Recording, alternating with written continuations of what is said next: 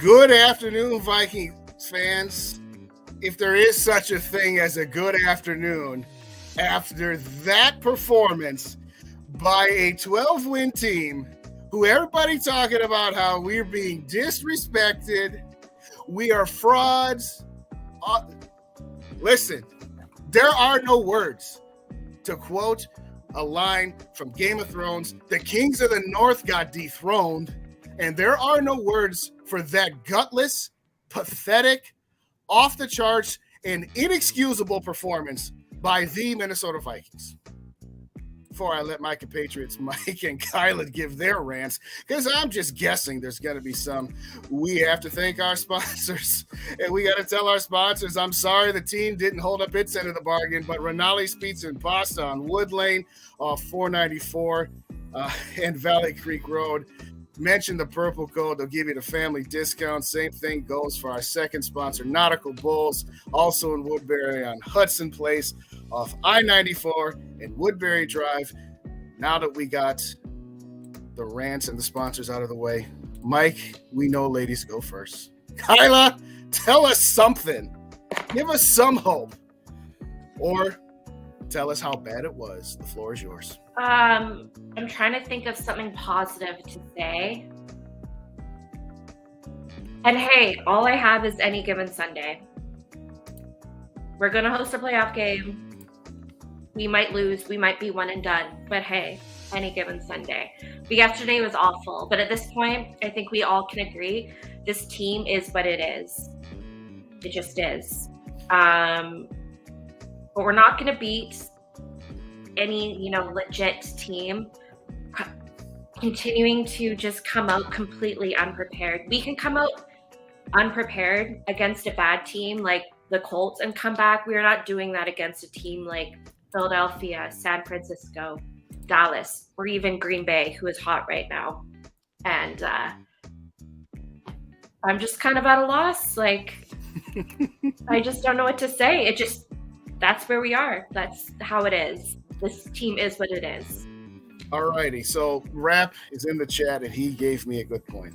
So what was announced yesterday on the postgame show was Skol for Days with Day, Mike, and Kyla was going to be moved to Tuesday nights at 6:30. Tuesday night this week at 6:30, because Dave and I are going to do Under the Lights at 6:30 tonight with Vikings podcasting royalty Ted Glover. So if you're tuned into the Purple Code on either Facebook or YouTube, please come on over, at least subscribe or at least get the notification about that interview tonight. So this show was originally going to be moved to Tuesday night, so we were going to have a double header on TPC with our show and Rap and Dave following at their normal time. But since we're all off work today, let's just get this out the way. Let's just get it done now. So yes, I know there was a little confusion on the scheduling because we had a lot of plans in motion that changed up, all that good stuff. So with that being said, Mike, I can delay you no longer.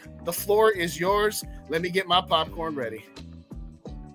Well, I don't care who this offends. I really don't. First off, Adam Thielen is finished. Finished. With a capital F. Finished. I don't want to see him at all get all these wide receiver 2 snaps anymore. Give Jalen Nailor snaps. The kid comes on for 2 drives and actually showed some heart. Thielen is finished. I don't think he's going to finish his career in Minnesota. I wouldn't be shocked if the Vikings just cut him. Honest to God. because how bad he played yesterday was one of the ugliest things. That's why they just doubled JJ all game, because Thielen can't do anything anymore. We talked about this for weeks. He's averaging like 40 yards a game. Pathetic. And before everyone, because I know there's going to be people that do this, want to excuse Kirk Cousins because 2 offensive linemen got hurt yesterday. Oli Udoh was the highest rated PFF player at right tackle. He actually wasn't that bad. Now, will he sustain this? Absolutely not. Kirk Cousins had his worst game of the season yesterday, and it wasn't particularly close. He somehow found a way to one-up a night game on Monday Night Football. Well done, Kirk Cousins. Kirk Daniel Cousins came out at the beginning of 2023. I don't know if we're ever going to see Kirk O'Chains again this season, but quite frankly, if we play like that again this season on offense, you might as well just go home. Just pack up. Because, honestly, I expect this season to end just like 2019. You win in the wild card round, and you get bounced by getting absolutely humiliated and embarrassed by the San Francisco 49ers. I knew you wouldn't disappoint. And you're not wrong on anything you said. Listen, what have we always said about Kirk Cousins? There's going to be the haters, and there's going to be the stands, and the truth of the matter is it's always somewhere in the middle, okay? Now, Kirk Cousins haters are going to blame Kirk Cousins too much when stuff is not his fault, and the Kirk Cousins stands are going to absolve him from criticism when he deserves some. Like because yesterday. Yep. If anything else on the team was wrong, you can't talk about Kirk Cousins according to his stance. Okay? Now, let's talk about yesterday. The entire offense was utterly pathetic. There is no excuse for how bad that team was. If you lose on the road in January to the Green Bay Packers, regardless of how much your record is better than theirs, regardless of the fact that you finished this division and you're the winner of this division, that's all well and good. If you lost that game 27-24, okay. That's not the end of the world. What did my prediction say? 34-24. So the defense gave up 3 more points than I had anticipated. Problem is, Vikings offense scored 31 less than I had anticipated. If you tell me that the Vikings defense is going to give up 13 points in the first half against Aaron Rodgers, regardless of what he's a Hall of Famer, and 14 points in the second half. Now, granted, they didn't play very much in the fourth quarter. Let's keep that in mind. But 27 points given up by this defense, that is all you can ask of this defense. They're not any good. And they've been having a horseshoe up their rear ends this entire season. And yes, we're not going to apologize for those wins. You don't have to give those wins back. You don't. But it's time to acknowledge that this wasn't sustainable, which is what we've been saying this entire time since week 4. Okay, you got away with it against the Bears, and you got away with it against the Lions, and you got away with it against the Saints, and you beat the Miami Dolphins without their starting quarterback, and you were 1 loss into the bye week. 41 points. Looks bad. 7 are on a kickoff return. That's special teams. 7 of them on Kirk Cousins. That's not defense. 27 points is defense. Yep. That's it. They showed up. They were the best unit on Sunday, which isn't a good thing. They were the best unit because, again, they were still pathetic.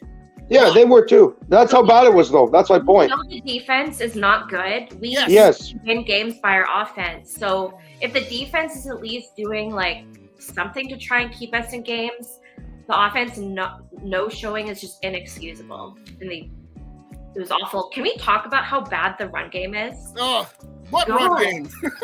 That's awful. No, there is no run game. Who's been saying Dalvin Cook has to go all year long? Who's been saying that? Hold up, Mike. They need to get cheaper because the team is not good enough. When you pay players like Adam Thielen, the money they're paying him compared to his production, and when you play players like Dalvin Cook, you have no money to build the defense. I don't see either of them being back next year. No, they won't be. Contracts. No, I agree. It can't happen. I'm not about to fall on the sword for Dalvin Cook right now because his production is not commensurate with his salary. I won't argue that point.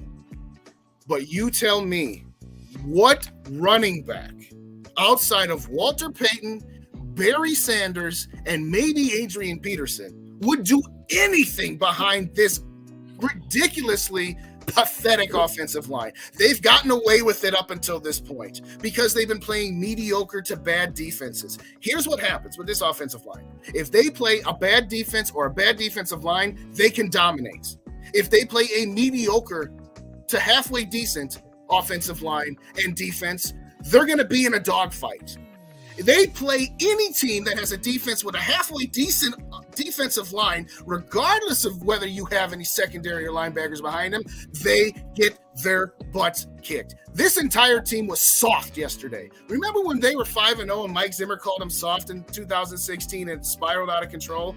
Mike Zimmer and what he thought was soft with this team ain't got nothing with how soft this team is right now. You got destroyed in the trenches on offense versus defense and defense versus offense. You can talk about whatever else. Kirk Cousins this, Dalvin Cook that, Adam Thielen this, passing game that. If you don't have an offensive line that can give your running back a chance to do anything meaningful, much less Kirk Cousins, who we know does not succeed behind bad offensive lines. He's gotten a little bit better, and that's in the games where it was mediocre to slightly above mediocre defensive lines. You put him against a great defensive line, he can't do it. Does that mean I'm hating Kirk Cousins? No. Does that mean I'm putting all the blame on Kirk Cousins? No. Is it Kirk Cousins' fault the ball got tipped? Not really, but how many interceptions do we get off tip balls? Okay, we don't absolve the other quarterback. Interception's an interception unless it's like Jalen Reagor who just gave up on a route. That's different. Yeah, that's different. Yeah. What happened yesterday is what we call football. Yeah. You tell me you can't. Okay, I'm sorry. I know we gotta stop ranting. We gotta try to find some positives out of this. We gotta talk about what's left the rest of the season. But that was a disgusting performance. And again, you name me one entity that actually played well, because you can't. I'm not saying the defense played well. They didn't. But I'm saying they were last in the league last year. And if your expectations were they're going to be an average top 16 defense, no. They're the 25th best defense in the league, give or take a couple spots. They've been playing like the 20th because they've been getting interceptions, but at their core, they're the 25th best defense in this league. And if this team has any desire to go anywhere in the playoffs, while it is unfair, the offense is going to have to overproduce, okay? That's the only way you can win. And you know what? That's not fair to the offense, but that's reality. Oh, you can't expect Kirk Cousins to score a touchdown on every single drive. No, you can't. But guess what? If you get 8 drives a game, you better score 5 touchdowns because this defense ain't going to hold up. I've said my rant for right now. Who else got something? Anything? Well, this is the thing I want to say is the reason why I am blaming the offense. And Kirk, I don't care. Kirk Cousins, a lot of it. Of course, he doesn't get all the blame. No one player gets all the blame. That's ridiculous. The reason why he gets the most. How many short fields did we waste on Sunday, Justin? It felt like we had the ball at our 40-yard line, like at least 3 to 4 times, and we did nothing with it. And you said this off air. I didn't catch it because, again, I was so infuriated with they get this block punt. They're at the 2-yard line. They throw, which I hated that they did in the first place. But T.J. Hockenson was apparently wide open and Kirk doesn't hit him. That's the type of stuff that you can't have happen. We all said this on Monday. You had to start fast. You were given a literal Christmas gift to be up 7-0, and then the defense would have gotten to stop like they did the first time. You could have been up 7-0 with the ball again. How different is the game if you score there? But the offense failed time after time after time. The worst example of it was 17-3. They have the ball. They're driving again. Could have been 17-10. Cousins throws an interception. It was disgusting. It was absolutely disgusting. The only positive I'll say, Justin, and this is the only positive I could think of, it was a regular season game instead of the postseason. That's it. How low is the bar when the first thing we come to is, well, at least it wasn't in the playoffs? There's nothing else to say. There's nothing else to say. But there's nothing else to say. You're right. I'm not saying you're wrong, but how big of a loser's mentality is that? It is. And showing up when you have the chance, number one at that point is still up. The number one seed is still for grabs. That seems like a week ago. You have a chance to bury your division rival. Yes. And you show up like that, it's completely inexcusable. Like, I love what Kevin O'Connell's brought to the locker room. Love Great. it. But man, he has work to do as a head coach, because way too many times is this team just like they're still on the flight or something like that. Yeah. No, like just all these slow starts, and it's why, or they'll have like one, really good drive to start the game, Mhm. and then we don't see it again until the fourth quarter. Yep. Like, dude, what's going on? And we talked about this like months ago, being like, he's a first-time head coach. He'll figure it out. They got to figure it out. And then by a certain time, I think we all agreed, it's like, hey, coming out after bye, like this stuff needs to be worked on. And it's pretty much the same. Mhm. And it's too late now. Like, this regular season is essentially done. I assume we're going to be sitting our starters next Sunday. So Yeah. We'll get to that. To what you were just saying. When Kevin O'Connell and Kwesi are hired, Mike, we've had this conversation ad nauseum. We're going to have it again. You have two choices. You blow the team up. You trade Harrison Smith, Kirk Cousins, Dalvin Cook. If you can get something for Adam Thielen, Eric Kendricks, maybe. Those are the 5 guys that you trade them. You take your lumps for dead cap hit, and basically what Chicago has done. But the Wilfs didn't want to do that. And what did I say to you, Mike? I said the reason I want to do it is because I've seen enough mediocre Vikings football where there's someone between 7 and 10 wins, and if all the breaks go their way, they might get 11, maybe 12. And that's exactly what happened. They got all the breaks. And they're no different than the mediocre teams we've seen, except that they got lucky to win their one-score games. There's nothing different about this team other than the head coach. Now, Kevin O'Connell has changed the culture, and he has turned it around to make it a decent working environment where people don't hate going to work. Absolutely deserves credit for that. But when you don't blow up your team, you no longer get the honeymoon period of being a first-year GM and head coach where you, like, most coaches are going to take over a 3 or 4 win team. And so you say, well, you get a couple of years before we start thinking about how successful we need to be with what you got on roster. If you're going to say that it was all Mike Zimmer's fault, or 95% Mike Zimmer's fault, and we bring in an offensive-minded and not old-school head coach, then you don't get that honeymoon period. You don't. Okay, you've won this division. You're going to be the 3 seed, and we'll talk about it because there is still a path for this team, if they can actually play well, to do something in the playoffs. But by and large, Kevin O'Connell, I've said it 3 weeks in a row. I said it in Detroit. You outsmarted yourself. There are times where it's just like, I don't mind being aggressive, but you can't be aggressive and reckless going in for 4th downs twice. We can talk about that Indianapolis comeback. What have I always said? A comeback is great, but if you were down that much in the first place, I don't say that as, okay, great. Yeah. 2018, they came back and tied Green Bay after being down a whole bunch, and they scored 3 touchdowns in the 4th quarter. You know what I say to that? That's awesome. You scored 1 touchdown in the first 3 quarters. Let's not pretend that it was a great game. No, it was a great 4th quarter and a bunch of mediocre 3 quarters to begin with. That all being said, Kevin O'Connell, yes, you're better than what Mike Zimmer was because you are, a new school head coach. You think differently. That's all well and good. But I'm sorry. This team is, by and large, it's the same as what it's always been. Real quick, I got to say this. Rap, Dave Thibodeau, Bandino. I got to get everybody up here. Steven, everybody, thanks for joining us. A whole bunch from Rap. In the zone, I love it. Why can't we develop an O-line? It's a very good question. And this is my favorite. They go 3 and out more than any team in the league with a top 5 quarterback, supposedly. Sorry. I'd expect more out of the offense. It's like when Big Brother always follows the rules and Little Brother always breaks the rules and Little Brother's always in trouble and the parents got to bail Little Brother out. And so now their expectations is that Little Brother's going to screw up. And the one time Big Brother screws up, the parents come down really hard on him. Be like, I expect that out of your brother. I expect better from you. And Big Brother's like, you expect perfection out of me? You're right. It's not fair. Offensively, you have to produce better. It's not fair to say you got to score touchdowns on 7 out of 8 drives. But if you want to win with that defense, that's what you're going to have to do. And if you're not capable of doing that, then lower your expectations and trade your players and rebuild. It's as simple as that. Let me Go ahead, Mike. Oh, sorry. I'll be quick. Yeah. I just want to add something really fast. Mhm. I do want to give Quessy and Kay, because we're upset. I get it. We're all upset. So we're saying some not very positive things here.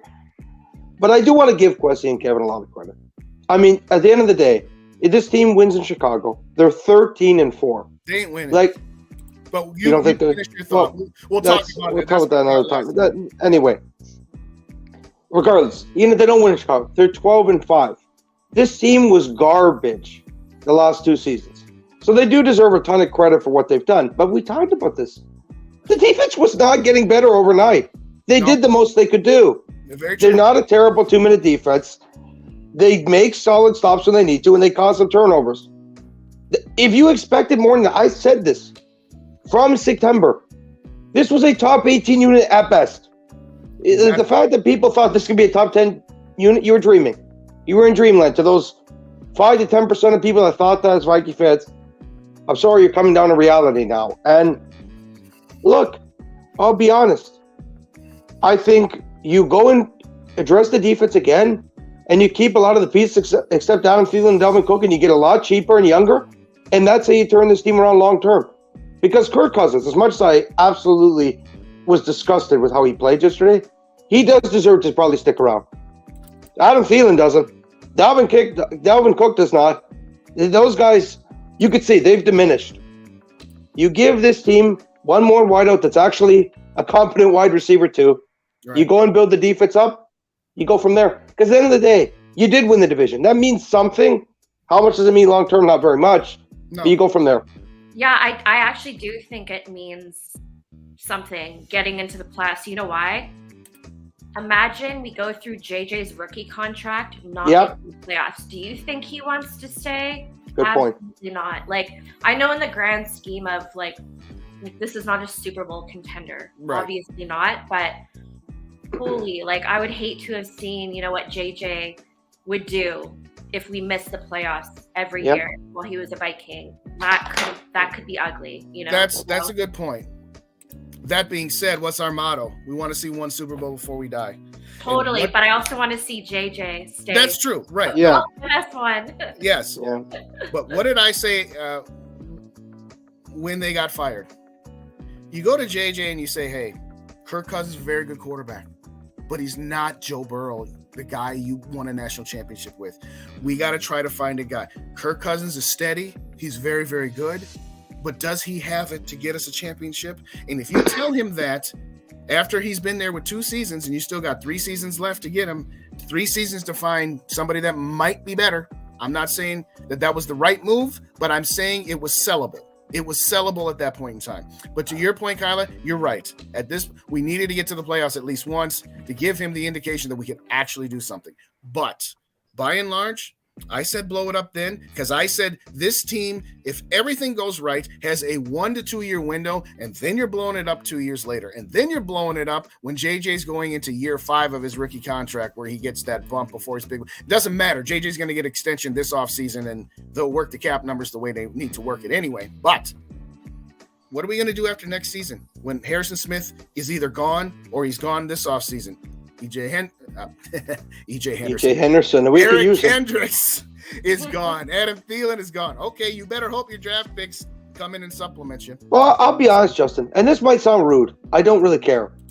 Adam Thielen is replacement level. He is. Like, let's just say it as it is. Right now, at best, he's a replacement level player.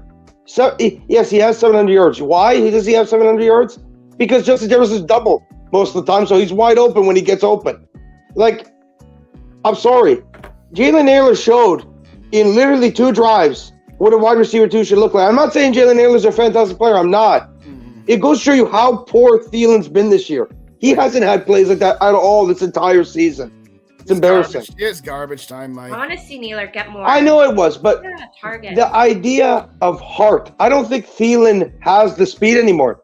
And he could be a great leader in this, that, and the other. He's too slow now. He's too slow as a wide receiver, too. It's that simple. No, I agree. I don't disagree with the points. I'm saying that 3 weeks ago when I said get Jalen Nager, 20 touches a game, meaningful touches in the game, very next game he goes out there and he quits on Rieger showed but the difference is Naylor showed he could catch. But you have to try something. What's the point of playing. If KJ and Adam Thielen are going to do this all year, which I'll be at this point, I don't see it changing. And by the way, I don't think coach is going to do anything about it, which is the sad truth.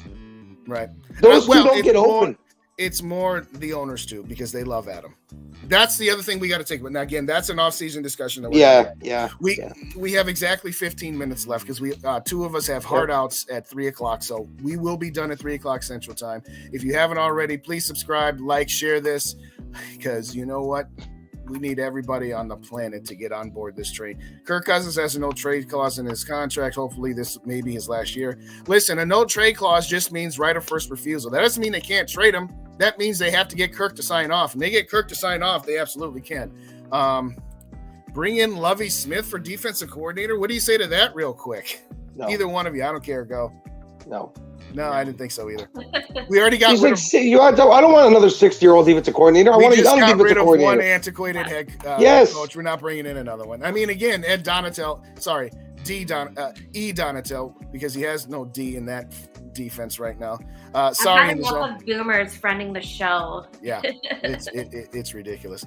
Having said all that, where do we have this team like? Because the season's not over. We're acting like this was the final game of the season. It's going to end like this. I'm saying it now. It's going to end like this. It feels like that's what's going to happen. Yeah. You got embarrassed again by your rivals. How many times has this team beaten us in December when we've had something available to get? I'll go through that list. 22, last year they eliminated us. 19, they won the division on our home field. 16, they eliminated us. 12, they eliminated us in the wild card. 10, they got Childress fired. Okay, I ain't so mad about that one. 07, that's the only good thing Green Bay's done for us. Yes. And in 04, they won the division on our home field. Now, yeah, we got them back in 2 weeks with the Moss Mooning game, but this team always has either clinched the division or eliminated us on our home field, and we had the opportunity to eliminate them, and we didn't just crap the bed. I mean, crap in the bed, it doesn't even begin to describe this miserable performance. They were out-prepared, out-coached, obviously outscored, and out-hearted. Packers had heart yesterday. As much as I hate saying that, they had heart. We had nothing. Yeah. That being said, let's talk about the standings. Right now, the Vikings are the 3 seed, San Francisco is the 2 seed, and the Philadelphia Eagles are the 1 seed. Nothing has been clinched from a 1 or 2 standpoint, because if Philadelphia wins, they get the 1. If Philadelphia loses and Dallas wins, they win the division, and they get the 1 seed. If both teams lose and San Francisco wins, and they're playing Arizona, they're going to win. This just in, San Francisco could be the 1 seed. Listen, I hope that Philly gets the 1 seed. I hope San Francisco's then relegated to 2 and that Dallas is relegated to 5, because here's how it's going to work. The Minnesota Vikings are not entirely locked in to the 3 seed, but ostensibly they are. They would need to win against Chicago, which means they'd have to play their starters and play that game out. And the Niners would have to lose to the Cardinals. The Niners ain't losing to the Cardinals. So let's just rest all of our players next week. Yeah. We'll get back to that in a second. So the New York Giants are locked into the 6th seed, which for all intents and purposes, you can make your plans right now. The Vikings are going to be hosting the Giants in 2 weeks. And if the Vikings win that game, they would go to San Francisco if they win, unless Green Bay upsets them, which means they would go to Philly, and we would host the winner of Tampa Bay and Dallas. So, and we'd be at home for that game, by the way, despite the fact that we'd be the 3 seed. We'd have 2 home playoff games after all that. Are we all in agreement that there should be 0 starters, 0 meaningful players, that it should be preseason game number 1 next week? Is there anything about that any of you two disagree with, or what do you think? Sit everyone. I can't believe I'm saying this, Justin. I don't know if you can. We talked about this, and it was the worst case scenario. What happens if you get spanked by Green Bay? I don't think you can limp your way into the playoffs. How can you make that your last game you play in the regular season? If you're going to actually try to compete for something, that's how you finish the year? Yeah, I don't think so. I think they have no choice. You can't risk. I mean, we've seen. It's a lose-lose. It's a lose-lose. Risk games and playing star players and seeing knees getting blown out. I get what you're saying. It's not even about that, though. If I think Nick Mullins could generally beat the Bears. The Bears stink. It's not even about the Bears. It's the thought process of, can that be your last game on offense? I just don't think he can be. Cousins literally was so bad. I don't know. Ugh. I get I'll what you're say this, saying. Mike, here's my response to that, though. Here's my counter to that. If you cannot get up for a playoff game at I get what you're saying. Yeah. because you sat in week 18 and you got spanked in week 17, if you can't figure out a way to get up for that game, At home. and yet you need to risk on Soldier Field in January, if that's the case, then we softer than what I said earlier. And I said they were pretty daggone soft earlier. Yeah. So I'm sorry, Mike. I hear what you're saying. I'm not saying you're wrong, but what I am saying is if you can't get up for a playoff game because you need to risk your stuff. Listen, we wanted them to clinch the 2 or the 1 seed so that we could take a bye. Yep. So no, I'm not listening to that because we were willing to do that if we had the 2 seed anyway.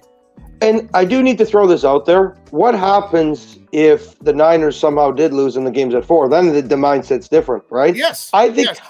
I think you have to go into the mindset that you're playing starters all week because I don't know how the scheduling is going to go unless the schedule came out yet today. No, it hasn't, and it won't until stuff is clinched. But so I'll play it out with you. Here's the deal. You better hope you get that Sunday noon game. That's all I'm going to say. You have the Saturday night game. Good luck. You have the Sunday night game or the Monday night game. They're going to give us the Monday game, Justin. I'm calling it now. What? They're going to give us the Monday night game. You know they're going to do it. They might. For obvious reasons they're going to want us to play the Monday night game so they can all laugh at us. They're going to do it. I've already expected it. That's why I said we needed to be the 2 seed because then they couldn't do that. But now it's the Giants Vikings, not that attractive. Oh, they're going to do it. They are going to do it. What's up, Toy Box? Thanks for checking in. Already hot and spicy? Nah, brah. Like, comment, go to the purple code and hit that like button. Hit the share button. Go to Purple and Gold for days. Hit that like button. And then start it at the beginning. Because if you think it's spicy right now, I'm telling you, that ain't it. I'm going to circle back. We got 10 minutes left. I'm going to get the sponsors out the way here real quick. One more time. I always do that. I click on the wrong button because I'm just all too excited here. Where is it? Where'd it go? Sorry to interrupt the flow, ladies and gentlemen. Here we go. Rinaldi's Pizza and Pasta. They're located on Wood Lane Drive off of I-494, Valley Creek Road. Nautical Bowls. I left their banner up there, so they got some free pub this entire game, but that's this entire show. Hudson Place, I-94, Woodbury Drive. Mention the purple code at either location, family discount. Who's playing tonight, Mike? You were talking about the Monday night game. Bills, Bengals, 2 actual teams that could probably compete for the Super Bowl. 2 Super Bowl contenders, AFC Championship game preview, all kinds of implications for 1 seed. Yeah. Get over to Rinaldi's. Get over to Nautical Bowls. If you're anywhere in the Twin Cities area and get your food for tonight, we all know that all your leftovers and all your whatever you had for New Year's was already gone. Get on to Rinaldi's and Nautical Bowls. All right. Can I also add one last thing? This is just a dirty, unnecessary jab, but you know where I'm going with this. To all the people, I'm talking to mainly one person, who tried to tell me all offseason that Joe Burrow was better than Kirk Cousins. Shame on you. That's all I got to say. Wait, Joe Burrow is better than Kirk Cousins. Do you mean that Cousins better than Burrow? Yeah, people were saying to me that Joe Burrow wasn't better than Kirk Cousins. Okay. Okay. We did. Maybe I lost my head because I'm really angry still from that game yesterday. But that's what I meant to say. I was like, wait, what? No. It sounded like you said was better than Kirk Cousins. Wasn't. I meant wasn't. Okay. Sorry. All right. Fair enough. And by the way, all y'all trying to say you can't talk about Cousins? Yeah, you can. Oh, I'm doing it. Yeah. This is what he always is. Well, you got to build a better offensive line in front of him. The O-line's good enough. I'm sorry, I'm not having that. It's good. No, it's not. I'll say it like Justin, hold they have 2 top 10 tackles. Yeah. A top 10 guard. A center. Bradbury being out's actually been the reason why we stink so bad. We're missing Bradbury. Let's just say it as it is. And Ingram's a growing guard. We knew a rookie guard's not going to be fantastic. This is the best O-line he's had. Just because it's the best O-line he's had doesn't make it a good O-line. No, it's not. No, it's not a top 5 O-line. But again, Josh Allen doesn't have a top 5 O-line. I watch the Bills every week. That's true. I'm done with that. I really am. Kirk, we know, cannot scramble like Allen can. But you know he did it yesterday. He did it a few times. Insane hits and get blasted into the air and get right the hell back up every week. He's a warrior. I'm not saying he's not a warrior. I'm just saying I'm done with saying the O-line needs to improve. I'm done with it. We can't keep putting money in the O-line. The defense is god awful. That's where the money needs to go. And again, that doesn't mean that it's a perfect offensive line, but you can't have perfection everywhere. That's what I'm saying. That's what I'm saying. And at some point, if you are going to get paid number 3 to the cap this year and make your market value, I'm not saying he's overpaid, but what I'm saying is a salary cap league, at some point, your quarterback has to overcome a bad offensive line. And he's done it all year. That's why, and we credit him for that, but that's my point. Yeah. We keep it real on this show. He was terrible yesterday. Simple as that. I'm not going to make any excuses. He was terrible. And he admitted himself he had a bad game. Yeah. A lot of people say... People have bad games sometimes. Yes. Yes. He's been good this year, but yesterday he was bad. Yeah, exactly. In the zone, a lot of people tried to say that Cousins was better than Joe Burrow. A lot of people. Yes. There was. Thank you. There Thank was. you, Toy Box. Yes, we going to... here's this guy, number 1 Packer gamer. Hey, he was in with Raps, and he's a respectable, nice Packer fan. No, he was nice to us, but go Lions. Absolutely. Yeah, absolutely. Sorry. GG's yesterday. Yeah, I haven't checked them out yet, but anyway. No time for rose-colored glasses. You are correct. Yeah. I agree with you, Gamer. The Packers defense did play great. You're right. I don't disagree with you. No, but they doubled JJ all game. This is what we talk about. You need to be able to take advantage of it. Yeah. And we know this is coming every week. Hawk is the only guy that could do it. Yeah. The only guy. He's a tight end. He's not Kelsey. And by the way, that's the only guy Cousins looked at. Because he knows Thielen and KJ aren't open. But at some you can bet the house on at this point. At some point, try. You threw 2 interceptions. That's fair. 3. At some point, you can't go. That's what Mike Zimmer teams do. That's what Gary Kubiak and Clint Kubiak did. Oh, they're double teaming Jefferson, so we're not even going to look his way. No, you can't do that. And you know what? If you force JJ the ball and it gets intercepted, I'd rather that than forcing TJ Hawkinson the ball and it get an interception. That's all. Which I'm happened. Saying. Yeah. What did Thielen and JJ had 1 target each in the first half? I don't care if there's 4 guys on him. Because if there's 4 guys on him, somebody else is going to be open. Eventually, there's not going to be 4 guys on him anymore. But you cannot say he's being double teamed. Then you know what, Kevin O'Connell? For all this love you get about being able to scheme things this and new offense that, you cannot tell me that there was no way to do some sort of scheming to get JJ some touches during the meaningful portions of this game. I don't care about that last 2 drives. Because they were the definition of garbage. No, I don't care. Yeah. Anyway. What's going on here? I know the field gave the field gave problems. That's another thing too. I don't disagree with that. No. Field was terrible and the team was unprepared. How do you not have different size cleats? That once your team realizes they got absolutely nothing going on. Is it true that they wore different cleats because they had cool artwork instead of like? I don't know. I got no idea. I have no idea. If so, that's. Regardless, it was disgusting to not be prepared in a game in a game like that where you have the 1 seed still available to you. Right. Like how pathetic. No. Alrighty, new to the chat here, and normally we go on this, but we're just ranting, and we only got a few minutes left. So we're going to talk about what we got left in the season. But number 1 Packers gamer, I had you up. Jim, thanks for joining. Appreciate you. Toy Box mentioned you as well. Okay, I think I got everybody here. Everybody, thanks for joining us. If you don't already subscribe to the Purple Code because you're tuning in on Purple and Gold for Days, please subscribe to the Purple Code. If you're on a Purple Code and you haven't subscribed to Purple and Gold for Days, please do that as well. Programming reminder. We were going to switch to Tuesday night, but we were available today. But tonight on the Purple Code, we have Ted Glover joining myself and Dave. Dave and Rap will still be doing their show at usual tomorrow night. I'm guessing they might have a thing or two. They might be more animated than we are. I don't know. That being said, rest all your starters. We all agree? Mike, are you still thinking we need to play him? I don't know. I'm on the fence on it, Justin. It was so ugly. It was so ugly. All right, Mike's on the fence. Kyla and I say no. This is what I'm saying. Accept that you're the 3 seed. Accept that you're going to play the Giants. Because even if you beat Chicago, you need San Francisco to lose. But to Mike's point, trying to get... I get what you're saying, though. I get it. I say, you know what? If you have to play them, if you have to play a meaningful game to feel better about yourselves, then you're too soft. That all said, you're going to play the Giants. Hopefully we play them noon on Sunday. And if we beat the Giants and San Francisco wins, we're going out to San Francisco to end our season. However, the Green Bay Packers are going to beat the Detroit Lions. As much as I hate that, they're going to beat the Detroit Lions. They're going to go to San Francisco, and they're going to want revenge for how many times San Francisco. They're a real team, Justin. They're going to spank them. All I'll say is this, and we don't have time to get too much deeper in this. We got a 2 minute left, 2 minute hard out. Green Bay Packers are getting their offensive line back. And all we've said is San Francisco's defensive line makes the difference against. That's why we would get killed, because they would destroy our offensive line. Green Bay's offensive line is coming around. I'm not saying they're going to beat San Francisco, but if they do, we would get the winner. Assuming we win, we would get the winner of Tampa Bay Dallas. I know a lot of people don't like saying this, but in that situation, I'd rather play Tampa Bay. I'd rather have Tom Brady. I know it's the playoffs. He'll knock us out. So I've accepted it. We're not going on a run. I've accepted it. That being said, we still got season to play. The season's not over. Next week's the preseason game. I can guarantee you that. But having said that, we still got content. We still got our Tuesday show, Grade 8 Wednesday show, G&G on Thursday.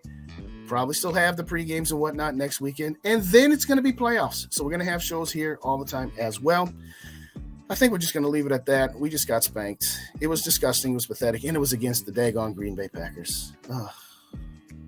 Just want to see the Vikings win one Super Bowl just once before we die. And oh boy, how enthusiastic can we be after that? Thanks everybody for joining us. It was fun. Safe travels to anybody who's traveling back to anywhere now that New Year's has started. Happy New Year 2023, off to a great start. Everybody, thank you kindly for joining us. If you miss any part of this, go back. It's podcastable on YouTube. And again, please like, comment, subscribe to all the Purple Code channels, all the family members. We all pimp each other's shows. So Purple and Go for Days, Purple Pocket Podcast, Minnesota Sports Talk, G&G, and of course the Master, TPC, the Purple Code. Thank you kindly. Have a great rest of your day. And as much as you can muster, Skol Vikes. Skol.